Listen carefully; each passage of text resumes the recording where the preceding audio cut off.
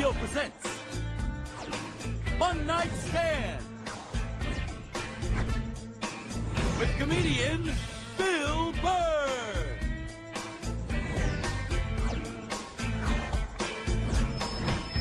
Ladies and gentlemen, Bill Burr.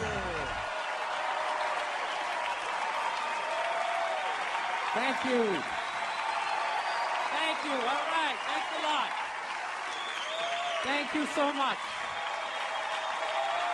Thank you. For Christ's sake. Thank you. Thanks a lot. I'm running out of ways to say thank you. For Christ's sake. How's it going? Excellent. Was in a shitty mood today, man. I was watching TV.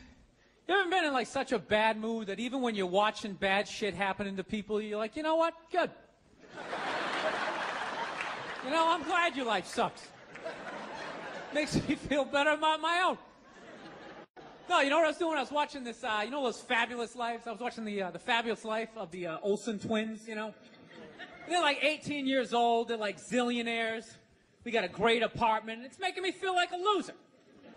Then halfway through it, I find out one of them's anorexic. I was like, you know what? All right. That makes me feel better. You know, I'm glad she's not eating. Hope you pass out, whack your head off your golden sink. Just to add to my day. You know, I don't get how the other Olsen twin only weighs half a pound more, but she's fucking fine. No, they're so starving, they're weak. That's why whenever they take a picture of them, you ever notice they gotta like fucking lean them up against each other? So like they don't tip over. Like, they're like still trying to look sexy. They're not sexy, they look like aliens. They are, man. You can't weigh 42 pounds and have your eyeballs be 28 of that weight and not look like you're from outer space. Like, when I look at them, I think if E.T. was going to have a threesome, those are the two bitches he'd hook up with. He would. He'd get that glowing finger going. Now, I'm feeling like a loser, man. Hey, man, I'm fucking 36. I'm not married, you know? I'm at that age where everybody I know is getting married. You know, let me ask you a question. Why the hell do people keep getting married? You know, isn't anybody looking at the stats? I mean, what's it like? 1 out of 2 marriages goes right down the shitter? People, if you were going skydiving and they told you half the parachutes weren't going to open, you'd be like, yo, fuck that, I'm not going. Damn. No, it's like, I don't like those odds. I get a 50% chance of splatting on the ground. I'm not doing it, right? But there's something about getting married. People just have to do it. They're just like, is this the line to lose half my shit? Awesome. This is going to be great. I can't wait to lose my car, my money. Oh, look, the line's moving. One step closer to my own personal hell.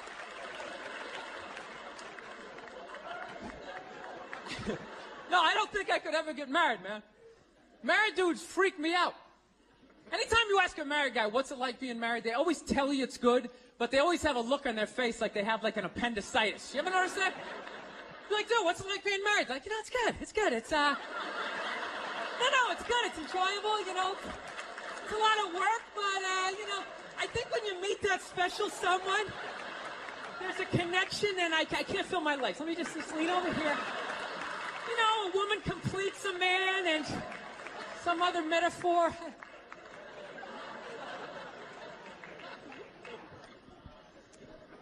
No, you know what freaks me out too, really? When you go to a man's house, there's nothing in there, a married guy's house. When you walk in there, there's nothing in there that even suggests the man even lives there. It's all potpourri and throw pillows, that stupid canopy, we live in a dollhouse bullshit over the bed. Where does all the guy's stuff go? They just throw it out, they just walk into your apartment. Oh my God, look at all your stuff. All your stuff is stupid. Look at all this stupid stuff. Wow, guys buy really stupid stuff. Hey, you want to go to the candle store? Let's go to the candle store. Wouldn't that be awesome? I've been dragged into that nightmare for like an hour and a half. 90 minutes just sitting there. This smells like a pumpkin. Doesn't that smell like a pumpkin? This looks like a Christmas tree. Wouldn't that be great? Smell like Christmas in the apartment? Middle of the summer, just fuck with your whole reality? No, you know what it is? I didn't have like a really good model necessarily, like growing up. Like watching my parents, they always used to argue and shit, you know? Like I was afraid of my dad when I was growing up, you know? Anybody have a dad like that? You were just afraid of him? You know, not like those sitcom dads that come home, the kids are like hugging their legs. My dad pulls in the driveway. Me and my brother's freaked like, fucking dad's home. Shut off the TV. Try to hide. Dude, if I stand like this, do I look like a lamp? He won't see me, right? Can I just fucking chill out here? He wasn't understanding. When you fucked up, he told you. He didn't sit down, well, we're going to work it out. We'll just, you know, I still love you. He looked, what the fuck is wrong with you? Jesus Christ, you're an idiot. Weren't you even paying attention? No, bullshit. Christ, you're just like your mother. You're fucking out to lunch.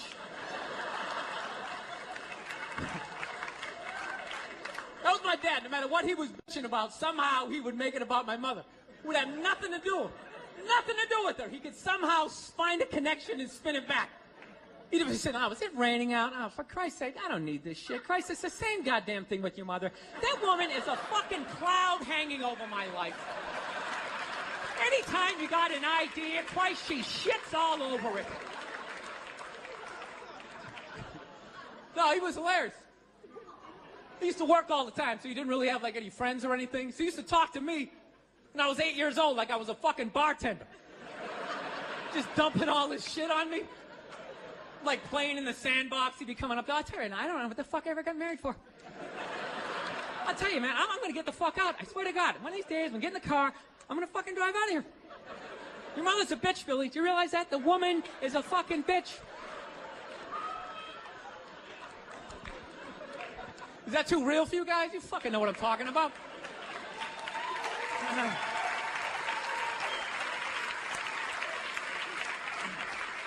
I will get married, you know. I was making that. I'll definitely get married someday, you know. I love women and everything. I'm just finding I'm not, like, compatible with them. You know what I mean? You ever just feel that? Like, women have, like, too much energy for me. You know what I mean? Like, you can't have a day off when you have a girlfriend. You ever notice that? It's almost like they see that open day. They're like, oh, my God, let's go fill it up with shit. No, then they just come at you with one horrible idea after another. Horrible ideas. Like, you want to make some sandwiches and go to the park? You want to go to the container store, get some containers for your T-shirts? This is the worst one. You ever get this one? Want to go to brunch? You want to go to brunch on Sunday? And inside you're like, fucking no! But you can't say that, right? You gotta keep them happy. So what do? You agree. Like, yeah, let's go to brunch. What a great idea. Why would you want to sleep in on a Sunday when you can go pay $18 for eggs? Now you're thinking. Now you're thinking. Then we can sit around and listen to your friends have moronic conversations about the eggs. Like, is that pesto? Is that pesto in your omelet? Oh, it's asparagus. It's asparagus. I thought it was pesto. Oh, you just want to flip the whole fucking table over? It's horrendous. I'm trying to learn to pick my battles when I date girls. I usually argue with women all the time, man. I'm stupid like that. You know? Like, I dated this girl one time. She was, like, really into, like, women's issues. So we used to always have these dumbass arguments. Like, one time she came up to me. She goes, okay, explain this to me, Bill. Why does a guy make more an hour to do the exact same job, huh?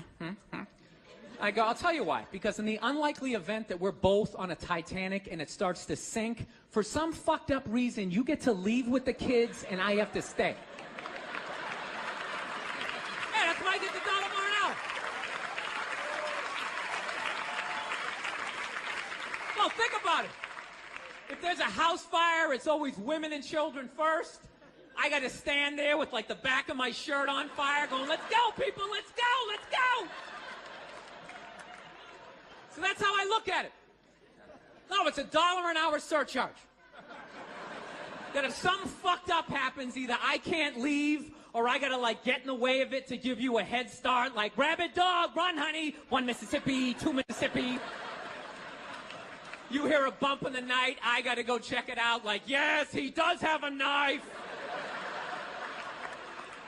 Anytime there's a hostage situation, who do they negotiate for first? Well, at least let the women and children go. Well, what about me? Bullets hurt me, too. Why the fuck do I gotta stay in the vault?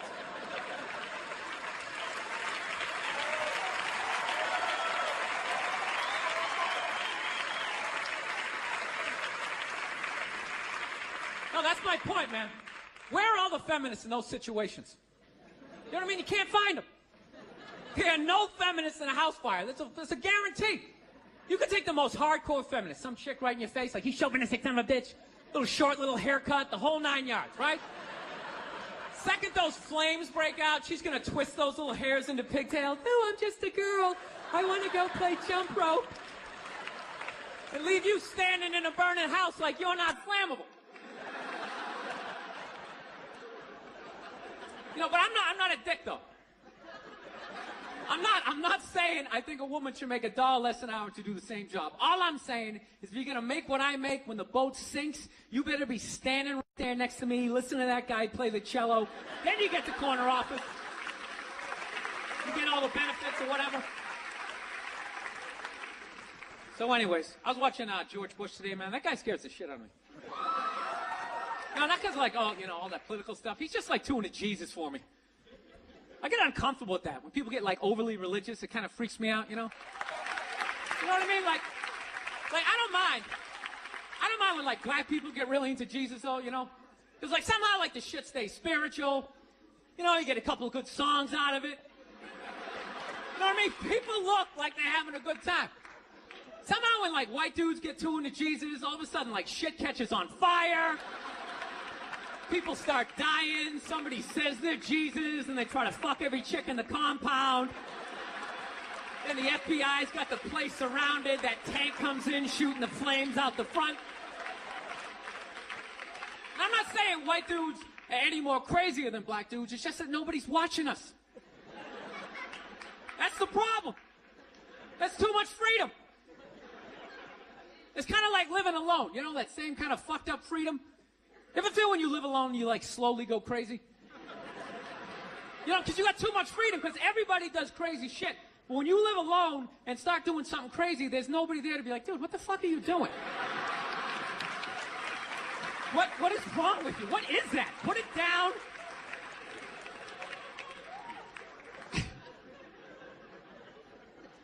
My girl's actually, she's really, like, religious.